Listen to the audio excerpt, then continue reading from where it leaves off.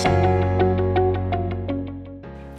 guys, Mac and Ken's here, and we are the co-founders of Delight and also the authors of How to Prepare for Your Future Love Story. And we ask you on Instagram what questions you have about our new book, about the dating personality quiz, about us, about anything, and you send in your questions and we are going to answer some of those right here and right now.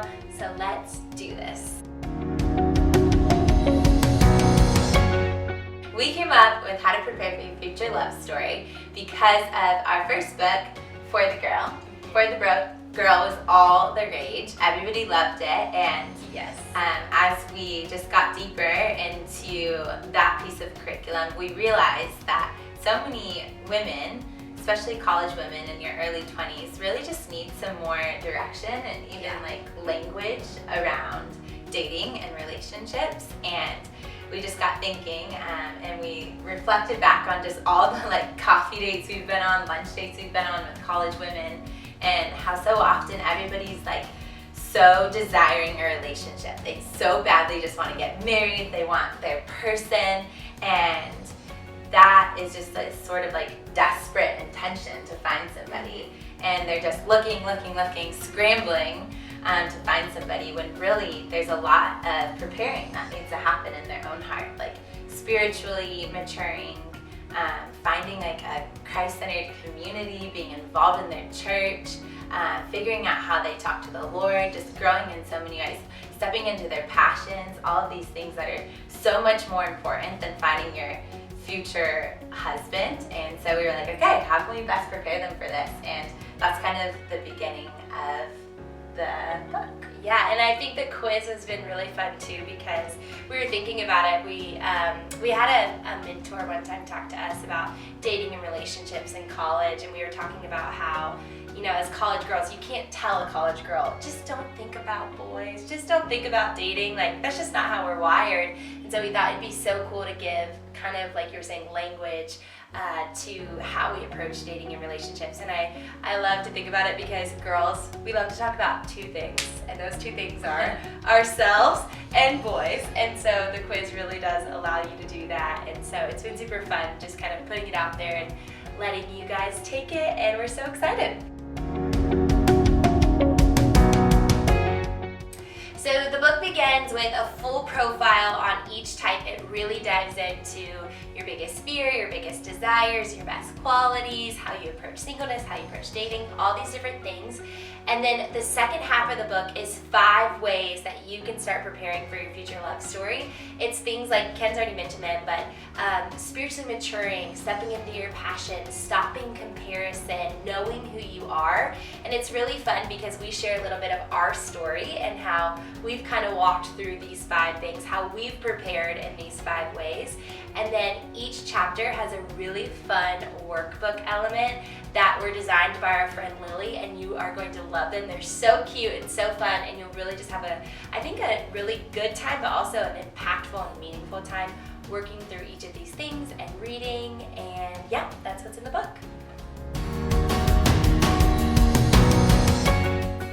So the For the Girl book is a compilation of stories of different women who have walked through different things in their dating life. And the table of contents is things like, for the girl who's dealt with sexual sin, for the girl who's dating a non-believer, for the girl who's lost hope in love, for the girl who's anxious about being single. All these different things, just a compilation of stories. Whereas the How to Prepare for Your Future Love Story is, first of all, written by Mac and I, which is really fun. It's coming from our voice, like she said. It's a lot of our personal experience. And then it's really centered around preparing for your future love story. So more like content, more scripture.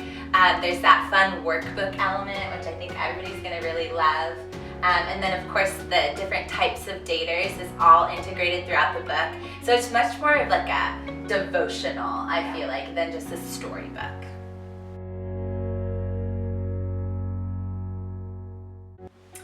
So we are such big believers that I think every single one of us, whether you've been in a relationship for 10 years or whatever it is, that there's still work to be done in your heart when it comes to preparing for your future love story. I think all of us have more ways that we can fall deeper in love with Jesus, and that's really the heartbeat of this book. So it's less about, how are you gonna go out and find your future boyfriend, and so much more about how are you going to fall in love with Jesus during this time right here and right now. So even if you're in a long-term, serious, committed relationship, this book still is just as much for you.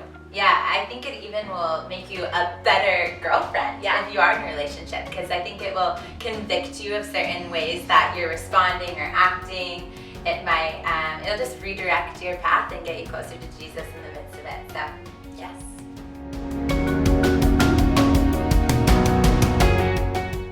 So like Max said, the book includes so much more about your type. Full profiles of them, what you're like in your singleness, what you're like in a relationship, the best qualities of each type. You're gonna really love it. So that will be really awesome, and you have to purchase the book. But also, we're doing some really fun things. We are actually doing a podcast where we will be interviewing all different types. So that's gonna be really fun. I think you're really gonna love it. We're also doing some fun social media things, just ways for you to learn more about your type, to share more about your type. We're really excited about that. And then also, so many of you have already been messaging us, DMing us, emailing us about other ideas that you have about things we could be doing, like devotionals or courses. And so we'd love to keep hearing from you. What do you guys want to see? What would be helpful? What would you enjoy? Send us messages, because we're going to be spending the next few months creating more, and we love hearing from you guys.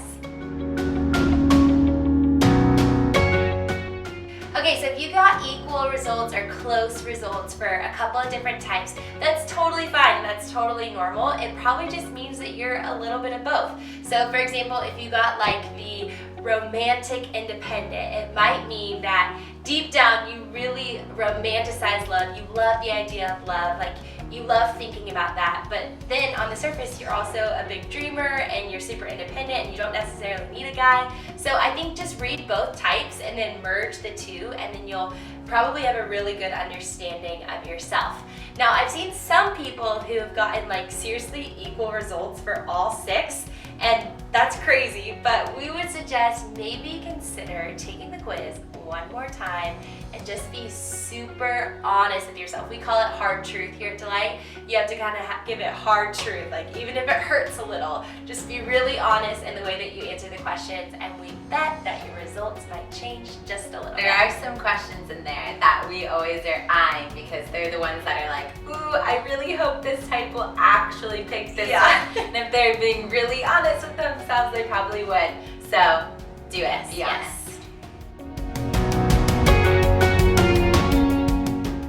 So when we created the types, we really generalized them and also really exaggerated them for that little profile that you saw.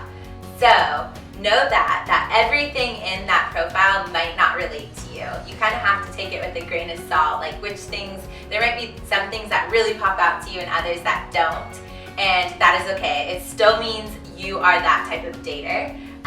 But you will, seriously, this isn't just a plug for the book, but you really should purchase the book, because you'll see the book just has so much more of each type and their tendencies and things like that. That will be so much more relatable and teach you so much more about yourself. Yeah, even when I was reading things to my friends, before we released the book, I would test everything on my friends, and I would read them their generic profile about their type, and then I would dig into the things that are in the book, and they'd go, oh my gosh, that is me, and I'd go, oh, okay, yeah. So I think the book really does dive even more into it. The things that you've seen just in the emails is just kind of the generalization, just painting a picture of each type. So get the book.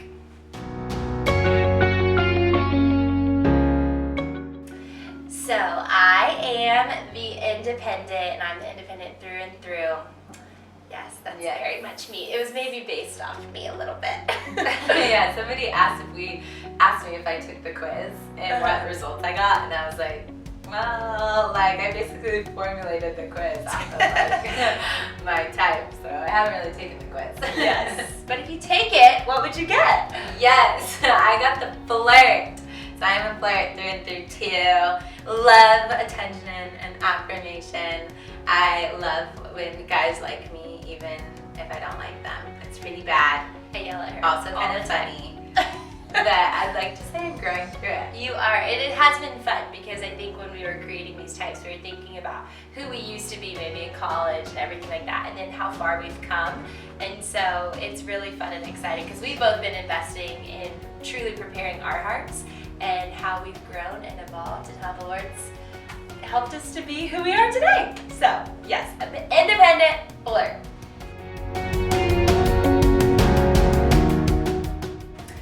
Is it bad to be the cautious? No, the cautious is seriously one of my favorite types because first of all, know that the cautious is the second most popular type. So many girls are the cautious. You are not alone in this. And I think that the cautious is really, really normal, and it's actually a really beautiful place to be because it usually means that your walk with the Lord is really, really strong and you're not so caught up or hung up on guys that it's distracting you from that. So own that and be proud of that because I think that's amazing. And then as far as advice for putting yourself out there, wow, such a good question because it can be really hard. It's really hard to make yourself vulnerable. It's really hard to put yourself out and have to potentially face rejection. But I think the more that you know who you are in Jesus, the more that you step into the passions that He's given you, the more that you just embrace that, I think people are attracted to that and people will be drawn to who you really are and not just who maybe everybody else is drawn to. And so I think just own that, step into that, and embrace it. Maybe they should really put themselves out there by like going to some more campus organizations. Yeah, don't hide away in your dorm room. Get involved with your church, start meeting people, go to Campus Crusades, RUF, FCA, all the co-ed ministries.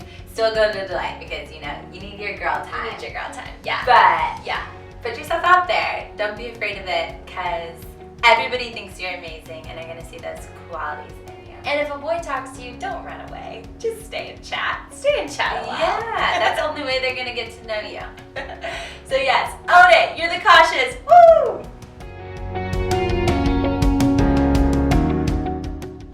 Okay, so that is such a good question and a really hard one too because of course the flirt's biggest desire is to be affirmed and noticed and loved and all of these things, and so it can be really hard for you to find full confidence in just the Lord.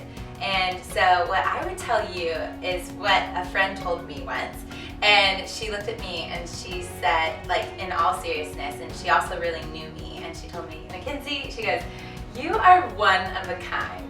And she went off about this, and it really truly defines kind of who I was in Christ for me, and it made me feel different and noticed and affirmed. And so you should know that you are one of a kind, and there's so many qualities about you that are so strong and so beautiful and so good.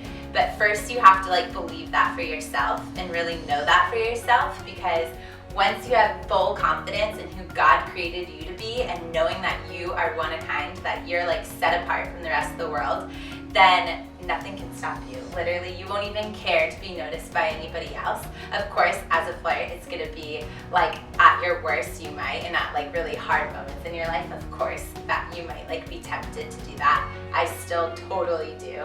Mac can say it for me, that I'm totally still a flirt at times, and I'm want everybody to like me. But at the end of the day, the core of who I am and who I know myself to be is I'm already noticed, I'm already loved, and I already can tell you my 5 best qualities, and I just stand in it. And so you should find those 5 best qualities for yourself and live by it, because you don't even have to be noticed by anybody else. Ooh, this is such a good question. Okay, so being an independent, this is really tough for me. It's been tough for me in my life. And recently, I have kind of just from friends and from mentors in my life, and even just I feel God convicting me, noticed that I've gotten really good at being fake vulnerable, but there's a difference in really truly being vulnerable, and so I've really been trying to step into that lately. And just the other night, I was with Kens and a bunch of people, and we were out to dinner, and I was vulnerable, and then 2 seconds later, the conversation moved on, and then I was sitting there thinking, dang it, why did I just do that? Like, I wish I could take it back. And they looked back at me and they were like, Mac, what are you doing? And I was like, I'm regretting it. I'm regretting being vulnerable. And just the words that they spoke back to me, they said, no, like, we respect you that much more. And, you know, we didn't even see that as that crazy or out of the normal or out of the ordinary. And it really spoke to me and just encouraged me that being vulnerable, yes, it's gonna feel terrifying in the middle and even afterwards, and you might regret it, but truly it brings such freedom to your life. It brings such strength and power. Like, being an independent, I have to remind myself that all the time, that people don't view me being vulnerable as a weakness, they see it as strength. And I'm truly like letting the Lord have more control over my life when I'm vulnerable. And so just start practicing it. Like, look for opportunities with your girlfriends to be vulnerable. Look for opportunities with people you've never met to be vulnerable. Start practicing it, stretching it like you would a muscle, and I promise it'll start to grow and start to feel more normal and feel that much better. I think you said something really good before, and she said she was being fake vulnerable. Like, I don't know if you guys have heard this before, but it's such a thing. Like, you can pretend you're being vulnerable by being like, yeah, I also had like a really bad day, or I've been feeling lonely, but it's like really not what happened, or really not the root of it. Like, being really vulnerable is really, should be hard. Like, it should bring you to tears sometimes. Yeah. And if it's hard for you, you probably should be vulnerable to the extent where you do like regret saying things at times. Like, that's true vulnerability, like the raw, honest truth, not like the surface of it. So practice really, truly that specifically. Okay, so our like favorite chapter in the book, How to Prepare for Your Future Love Story, is the last chapter, and it talks about stepping into your passions.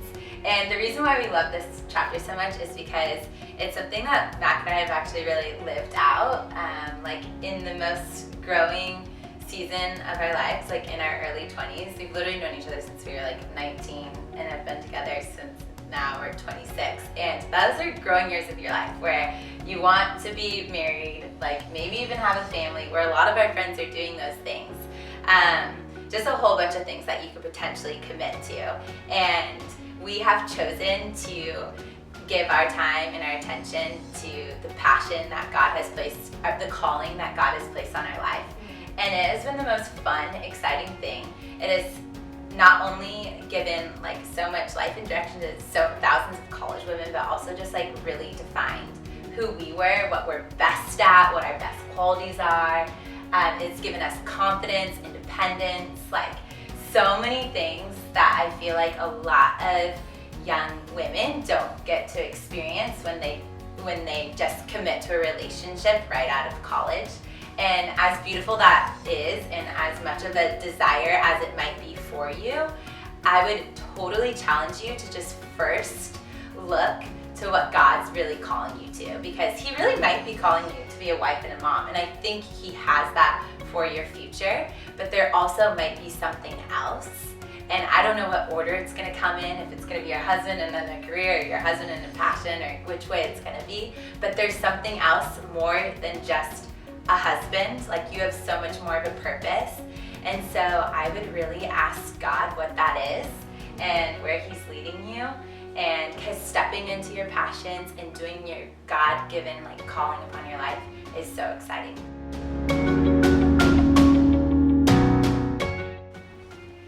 Okay, so I think as the rescuer, you have to start learning how to be super honest with yourself. I think I already mentioned hard truth, but hard truth has been such a thing that's shifted in my life. I've realized that I've gotten really good at lying to myself and really good at even manipulating my own thoughts. And so I think as the rescuer, knowing that you're the rescuer, you have to start being just brutally honest with yourself and about your intentions. And when you look at potential relationships or friendships and things, it's beautiful that you want to be there for people. That's amazing. But I think you have have to look at the root of why it is that you want to be there for people. Is it so that like you can be the one that saved them, or you can be the one that finally was the difference, the one that made them settle down, or you can be the one, or you'll know because they need you so badly they'll never leave you, whatever it is. Be really honest with yourself, and if it's truly about the other person, that's beautiful and that's good. But I think a lot of times there's some selfish desires or ambitions kind of woven up in that need to rescue people, and just seeing that, like, first of all, you are not called to rescue people. Like, that's truly what the Lord will do. So if you have a heart for somebody who maybe doesn't know Jesus or something like that, it's not your job to rescue them. You can be the one that like points them towards Jesus, but ultimately like Jesus is the true rescuer. And then secondly, you deserve somebody who is whole and somebody who doesn't have missing pieces all over the place. Like, you deserve somebody who has their life together, and God will provide that for you. You don't have to settle for second best or less than. Like, there will be a beautiful love story for you that won't be perfect, but it'll truly be healthy and good. And so I think just being honest with yourself, and then also realizing that like you really do deserve somebody amazing.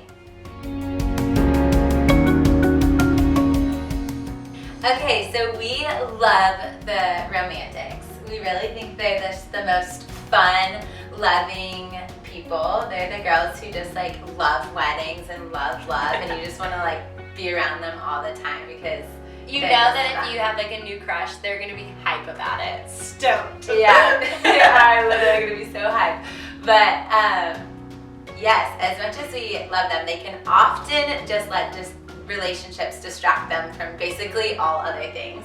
And I think that if this book, How to Prepare for Your Future Love Story, was written for one of these types, or would be most helpful for one of these types, it might be the romantic, because they probably spend most of their time looking. They're just looking. They're almost like on the prowl. And as exciting as that is, and how many like crushes might come your way because of that attitude, it's really just gonna end up being a lot of crushes and a lot of wasted time. And where you can really be spending your time is just truly preparing, spiritually maturing, stepping into your passions, stop comparing.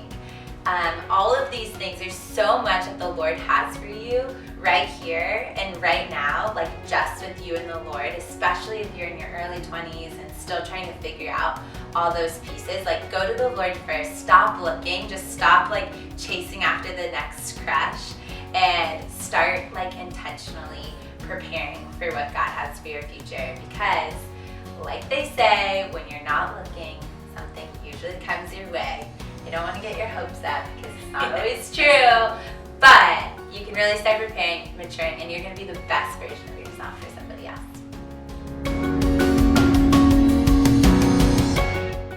So, like a true flirt, it is really hard for me when dating to commit to somebody. I've been like, I see guys for long periods of time and don't really like, I'm always uncertain. I always don't think they're the one. And the reason for this is because I've created like such unattainable expectations, like all of us flirts do. I like have this laundry list of things I want for my future husband, and honestly a lot of them aren't even realistic. And so I meet these awesome guys and I'm like not ever gonna commit to one of them because they don't meet all of my expectations, which is just silly because that's gonna lead me down the wrong path. So that's probably one of the biggest things I'm struggling with. Yeah, that's good. And I think for me, so I didn't date anybody in high school and I didn't date anybody in college. And I think that because of that, I developed just like a lot of fear and a lot of, honestly, I got really good at being by myself too. And so post-college, as I've started dating more and I get into these relationships, I'm just really good at dismissing them and being like, hey, well, I don't need you anyways. And I'm not very good at opening myself up and being vulnerable and like really learning to do things alongside other people and live my life alongside someone else. And so I think I'm just really closed off and hard to get to know. And so I think that's been one of my biggest struggles, both in dating and even in being in relationships, is just like keeping to myself and keeping my walls up and never letting people really, really see, I think, who I really am. So, yeah. Okay, so I think my best piece of advice, and something that I really felt God convict me in a few months ago while I was starting off trying to date more, is to truly create an environment for the people that you're with, whether you're single, whether you're dating, whether you're going on dates, whether you're in a relationship, whatever it is. Create an environment for this person that you're, doing this with, for them to feel known, loved, comfortable, seen, and heard. I think for me, when I was going into dating, relationships, or anything like that, I was just worried about myself and thinking, okay, I'm gonna protect myself so I don't feel vulnerable. And what I realized is that I wasn't getting the best version of people. I was getting the closed off version of them because I was giving them my closed off version. And so I think when you create an environment for people to feel known and feel loved and seen and heard and all of these things, then you truly get the best version of them. They bring the best version of them on a date or in a relationship, and that's when you can really figure out if you're compatible or if it works or if it doesn't work. So just get comfortable with creating an environment for people to feel known and loved. Yeah, that's a really good one. That's a really good one. And similar to that, my piece of advice is to just be yourself. Be the fun stuff, the reserved stuff, the cool stuff, whatever your vibe is. Just do you and totally be yourself, because that's gonna give freedom, kind of as Mac was saying, for them to be themselves. So just be yourself. It's the same, even just in friendships. I so often struggle with this. I really genuinely want everybody to like me, so I sort of change the way I act or hide things that I say or reword things or whatever it is. And I feel I've gotten so used to doing that. But really what that's doing is just they're probably doing the same thing because I'm doing that. And you're really not even getting anywhere in conversation. You're not even growing each other, helping each other, getting to know each other. None of those things. So just be yourself. Say the things you want to say. Act the way you want to say. Bring the energy you want to bring. Do your thing. And it's going to go amazing. That is all the questions we have. So fun to get to share a little bit This is so fun. Our dating advice. We really feel like dating experts. Yes, we don't know when it happened that we became experts, but I think we are here now. We are. We're just owning it, Just step into it. We're owning it. We have a lot of mistakes and a lot of mess ups in our path to help you learn from what we did wrong. Yes, it's so good. Well, if you have any more questions, we might do another one of these. Yes. If there's more questions or if it was helpful. We're so excited for you to dive into our new workbook, How to Prepare for Your Future Love Story. You're going to learn so much, and I'm so excited about it. We hope you are doing so well.